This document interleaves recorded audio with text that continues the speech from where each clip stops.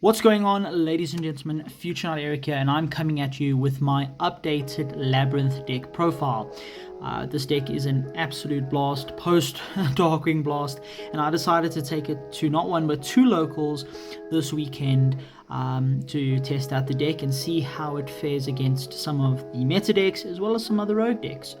I saw some very decent success. Yesterday at iFest, I went 3-1, only losing to Harpy's Feather Duster, Ash on my Welcome Labrynth, and then full sorry, I didn't even say the deck, full Sword Soul combo after that, which is just terribly unfortunate. It happens. And then today at Nexus, I went 4-1, only dropping a game to Tier Element Bestial, however you say it. And that player is absolutely extraordinary. His name's Rav. He actually just recently topped a regional sized event the day before yesterday in Bloemfontein in South Africa. And what is there to say about the deck? Well, obviously, if you look at OCG results, you'll see that every now and then there'll be a Labrynth peaking in those top cuts. And that's because you can build the deck in such a way that it competes with the meta decks, such as Tier Elements. And I sort of took that approach with this deck, thinking that I pretty much had my rogue matchups sorted, and I only had to consider the meta decks and how I would stop those decks. Sort of how Aldrich used to be able to just win against rogue, and then you had to prepare for the meta decks. Only difference is that Aldrich is terrible this format against things like Tier Elements and Sprites, just because of the amount of pressure they put on board and the amount of negations and disruptions and so on. But yeah, quick tournament report, I suppose. AI Fest round 1 was against branded Despia, Bestial. I took that 2-1. Round 2 was against my very good friend Michael. He was playing Sword Soul, a deck that he's had for a while. He decided to revisit. I took that 2-1. He did some misplays in game 1 where he won the dice roll, but he managed to take that game anyway, and then I managed to win the next 2 after that. Round 3 was against the winner of the entire tournament, who I lost to, also playing Sword Soul. And like I said, in game 3 I lost to Harpy's Feather Duster, Ash on Welcome, and you just can't do anything after that. And then the final round was against Salamangreat, which is actually surprisingly a very grindy match against this deck, because you're both trap decks, or you're both trying to recur traps to keep playing, but they have that key weakness where once they've made an access code, it doesn't have any protection. You just get rid of the access code. Now they've lost their win con button, and then you have to go into grind states. So yeah, ended up coming second at IR Fest. Today at Nexus Hub, round 1 I played against my very good friend, my brother Dom. He was playing True Draco. Insane game 1. It was so much interaction back and forth, but I actually managed to take that match 2-0. Round 2 I lost to the actual winner of the entire tournament, who, like I said, topped the regional the day before, Rav. He was playing Tier Element Bestials. Round 3 I played against a newer player playing Cyber Dragons. He actually managed to grab a game off of me game 1. He just sat on an Infinity with a Hertz, and my hand was extremely suboptimal, and I couldn't actually play through the single negates every turn. But I managed to win the 2 games after that. Round 4 was against Sky Strike. I toured that very quickly. That matchup is not a problem for this deck. If you have 2 ways to bounce their cards, they just lose. And then game 2, I did Harpy's Feather Duster him with a reboot set with Temple of the King to activate the reboots in case he had a judgment. Judgment. In case he had a judgment to judgment my Harpies. It was insane. And then final round was against my really good friend as well, Matt, playing Tier Elements Pure, essentially. With a little bit of sprites in, and it was very strange games, tons of misplays both sides in our final game, and then we eventually went into time, and I actually won with 200 life points, which is terribly unfortunate, but that is how it goes. He would have won that match if we could play it out. We didn't though, because that's how the time rules work. And also my one crucial misplay, actually the turn just before his, cost me quotation marks the game. I could have actually set a different dimensional ground and used it in his turn. Instead, the way I sequenced my effects, I didn't manage to pull it off as a misplay. And that's pretty much it. I came 4th today at Nexus. It was, I believe, 22 players, and then yesterday I was 16, that one short of that 5 rounds. So overall, the whole weekend I went 7-2, which is I think really good, especially being the first time I'm piloting this deck properly with the real cards in it. You'll see those real cards. And yeah, not much else to say there. The deck is stunning. I'm planning on playing this until pretty much, I don't know, indefinitely for the time being. And yeah, let's just get straight into the deck profile. I do want to quickly give a shout out to the Labrynth Facebook group. Sometimes they post up some garbage takes, I'm not gonna lie, but other times they actually post up some really interesting ideas, and some of those ideas I actually implemented into the deck, and it won me a ton of games. So we'll just go with that. So starting off, we are playing one of our lovely Labrynth of the Soul Castle. We of course are playing that beautiful collector's rare. I do have 2 of these. Shout outs to Card Guild all the way in Hilversum in the Netherlands for hooking me up with these 2 absolutely stunning cards. Probably my favorite Yu-Gi-Oh card, second favorite Yu-Gi-Oh card of all time, next to Tour Guide. She's insane. She's still great, but you don't want to play 2. I did find myself every now and then wanting to, because she'd be off the board or banished, and I wanted that recursion, but it's not worth the risk of playing the brick, unfortunately. But yeah, so we play 1 lovely, and then the new addition to the deck, which makes this deck, I can't even explain how good this card is and how much this fixes for the deck. It is absurd how good this card is in this deck specifically, and I think a lot of people come to see how good this card is in trap decks in general. So I'm going to explain the effect for those of you who don't know. While you control the set card, your opponent cannot target this card with card effects, also cannot be destroyed by opponent's card effects. Very relevant that it says opponent. It means that you can still bounce her back and destroy her, which does randomly come up to play around things like evenly or to trigger some of your other effects. You can only use each of the following effects of Lady Labrynth of the Silver Castle once per turn, so you can use both. If a Labrynth card or effect of a normal trap was activated this turn, this, unlike some of the other cards, doesn't have the condition where the trap needs to remove a monster. You can then special summon, quick effect, special summon this card from your hand in defense position. But the way it's worded is it's in the turn. It doesn't need to be chained in a new chain to the activation of a trap or Labrynth. So as long as you've met the condition, you can summon her at any point, battle phase, end phase, whenever, which is insane. Then you have her other additional effect, which is actually what allowed the ceiling of this deck to be raised a lot higher. When a normal trap card is activated again, it doesn't have that condition, which is awesome. Quick effect, you can set 1 normal trap with a different name directly from your deck.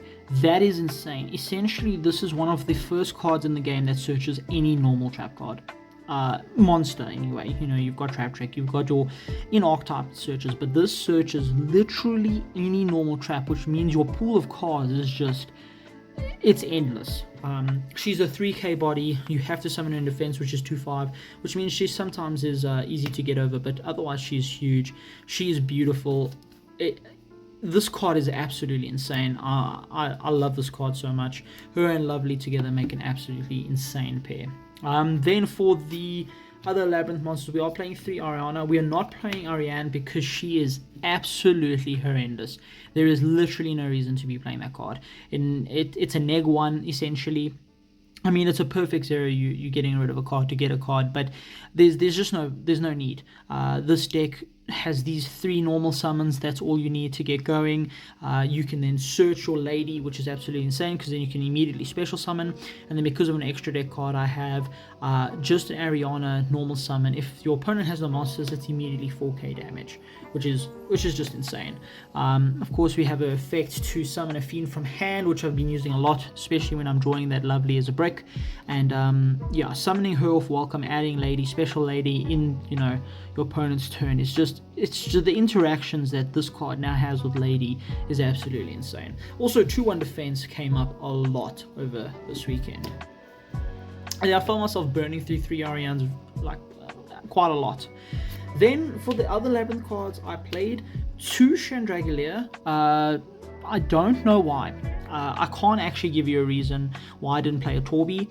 There is a reason, I suppose. There is logic behind it. The logic being that this has attack points. That did come up in one of my games against Michael, a Soulstar player. I just normaled this with a lady, and I think I had Lovely on, and I was able to attack full game. Torby or Stovey or whatever it is does have a lot of defense, which is quite nice, but I think Oriana covers that defense strategy, I suppose, where this is a little bit more pressure at having an attack. Also, I like the fact that it adds it back to your hand, where with Torby, when you summon it, you're still sending it as cost from your field anyway, but I just feel like it's more susceptible to certain cards, and this gives you discard fodder for some of the other cards that we're playing in the deck as well, which I think is really, really good. So I think, I don't know, I think I'll stick with 2 Chandragalier. It means you don't see them often together. Yeah, they almost always resolve. Even if you do see them together, you just discard them off of one another, and then you add them back in your turn and one in their turn. So the other Labyrinth card I play is Kuklock. Now, I was very, very like torn on playing this card or not, and I have to tell you, this is probably the best card in the entire deck that I have seen this entire weekend. This card is absolutely insane. This allowed me to resolve things like Eradicate a Virus turn 1 in my turn. It allowed me to resolve DDG in the standby phase against Tier Elements with Lady. This card is insane. I do not think you can cut this card completely. I didn't see it once in my opening hand, which I think is also a benefit of, you know, playing the 1 and playing the deck at 41. But this card is necessary. So for those of you who don't know, who have seen my last deck profile, I haven't explained the other effects all that much. Obviously, my last deck profile, I'll go a lot more in depth, but essentially Kuklock says quick effects: you can scar this card this turn, you can activate 1 normal trap card that was set this turn if you control a Labyrinth monster, so you have to have that condition. If a card is sent from your hand to the graveyard to activate your normal trap card or your Labyrinth card or effect except Labyrinth Kuklock, so basically Chandragaliers, you can then either add this card to your hand or special summon it.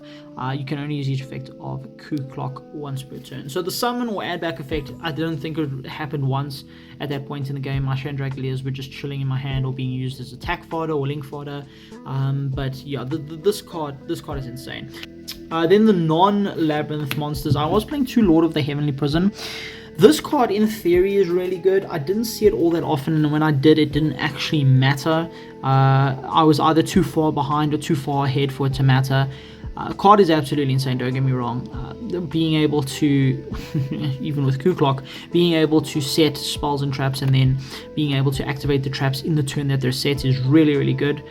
The protection effect is really good. The beat stick is really good. There's no really complaint here.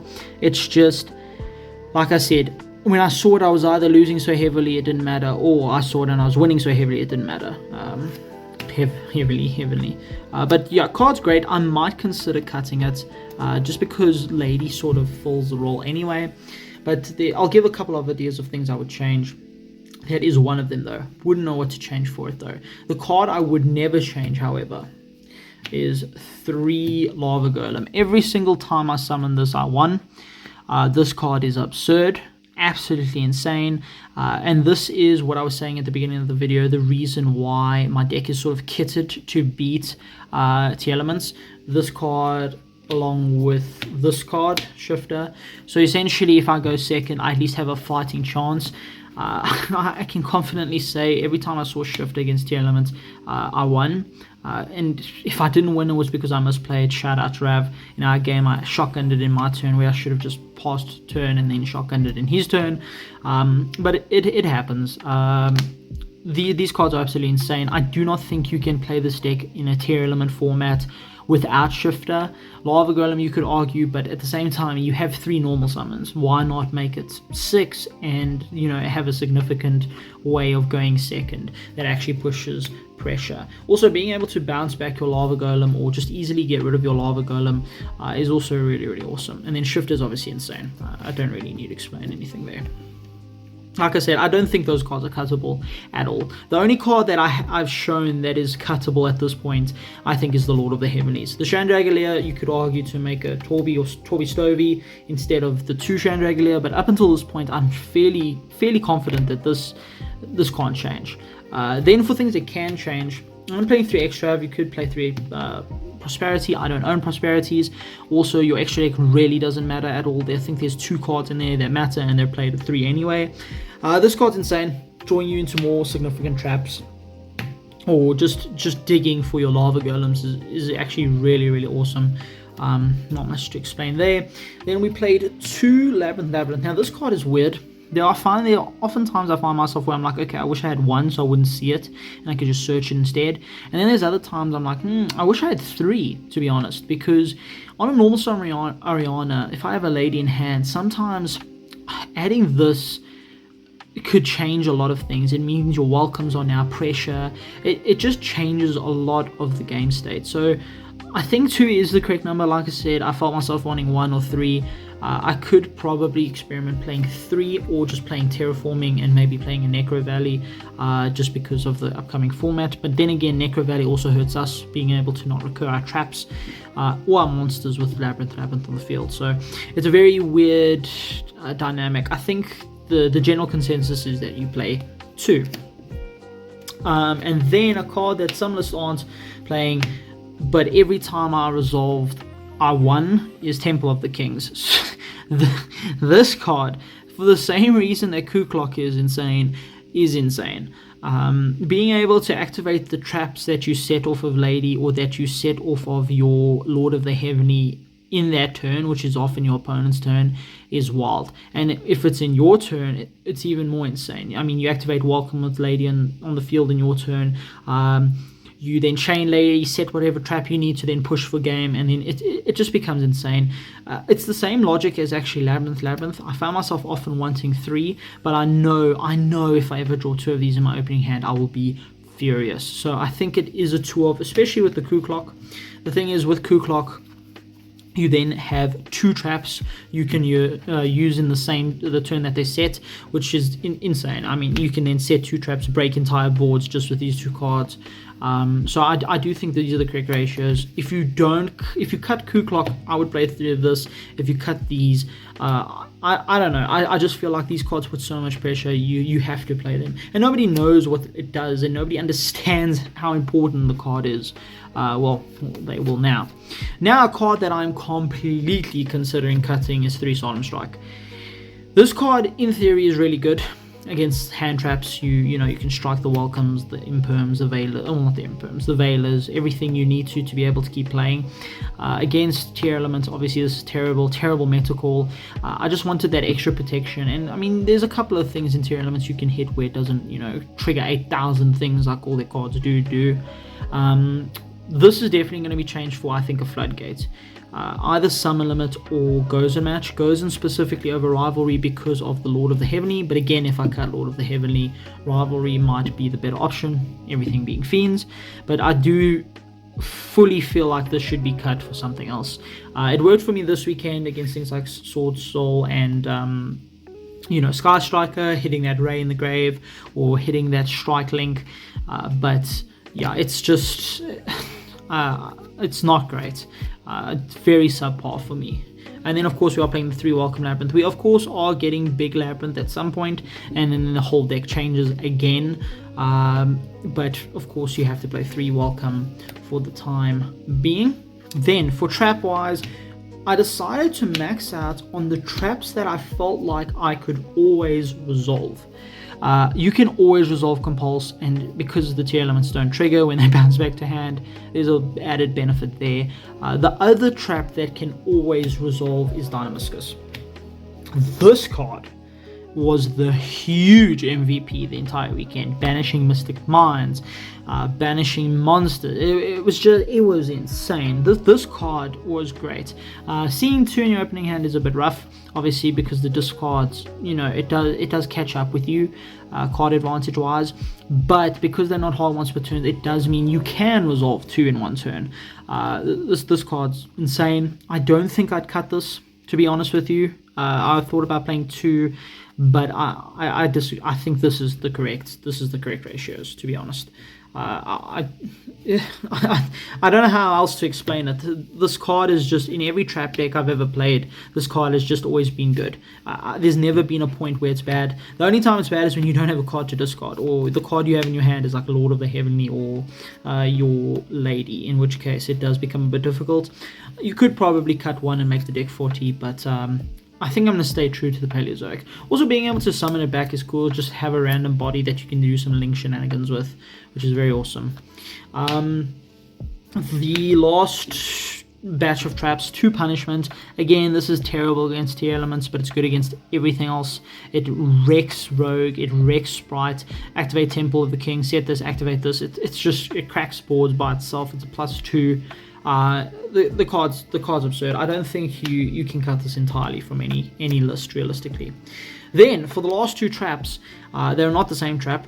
These are specifically for meta matchups, but it just so happens to be good against Rogue. We played the DDG, Different Dimension Ground. This is obviously for tier element or anything that uses the grave. And then we play Eradicator Epidemic Virus.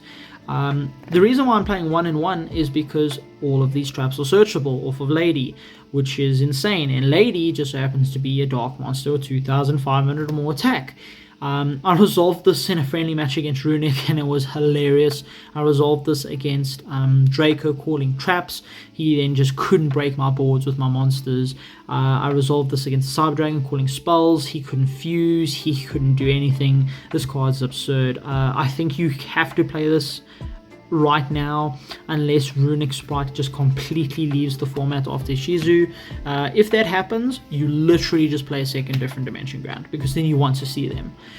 Different Dimension Ground I think is absolute staple. Even if your locals doesn't have meta, like the locals I went to on Saturday, AR Fest, my main locals, there's 1 or 2 meta players there. Everybody else is playing tier 1.5 rogue decks. I do think you have to at the very least play the 1. And then that is it for the main deck. I hope my explanations there are good. I didn't explain every lab card because, I mean, my last video did, and I think this is just a more refined list.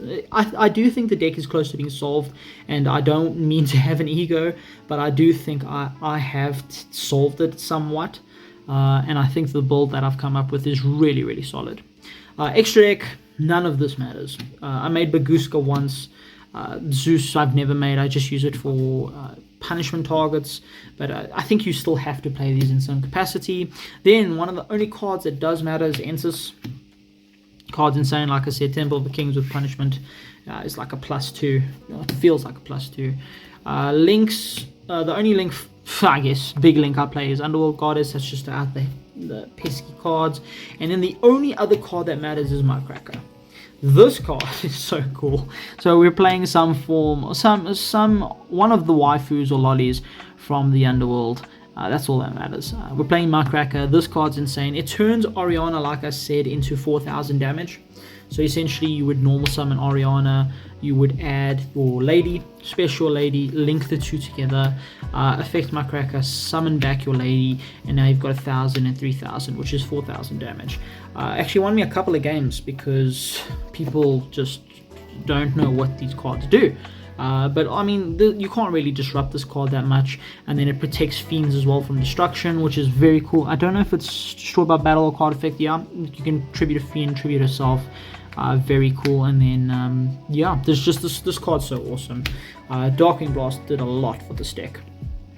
Other fiends we play, obviously Unicorn, Cerberus, Phoenix. Cerberus actually comes up a lot. Surprisingly, getting rid of like huge monsters that people just throw in the extra monster zone. It's very strange. Unicorns never come up. Phoenix has. And then for the last 2 cards, we're playing Link Spider for the Paleos to make 2 effect monsters, so you can use your Muckracker, and the Charmer just so you can, use your opponent's graveyard to climb into Underworld Goddess. But like I said, the extra deck literally means nothing. These could just all be punishment targets, except for the Muckrackers and Entis, which I mean, I guess are already targets, and you'd be pretty much a-okay. Now, the side deck, like I said, pretty much prepared for tier elements. Nexus had, I think, 8 players out of our 22. That's just under 40%, which is insane. So I had to prepare for them. So we're also playing the other big normal summon kaiju, Winged Dragon of Ra Sphere mode. card is pretty much mandatory in this and the next format. Because I'm very scared of birds, Flunderies, I decided to play Droll and Lockbird. It shuts their turn down, essentially. Also randomly good against some other decks, and in some instances Tear Elements, depending on which version they're playing. Other card that's really good against Tear Elements and Sprites actually is Evenly Matched. Every time I resolved this, I won. Then we are playing 3 Judgments, which actually might find their way into the main. This card's obviously insane for many reasons. We don't have Red Reboot anymore to stop, but we do want to stop our Evenlies and our Harpy's Feather Dusters. And then for the last 2 cards, it's 2 Anti-Spell Fragrance, just for those pesky rogue matchups that you use spells, Sky Striker and even Runic, and then the 1 Harpy's Feather Duster. I ripped this off the top against the Sky Striker player. I think I said that at the beginning of the video. Very, very unfortunate for him. There is one other thing I wanted to say.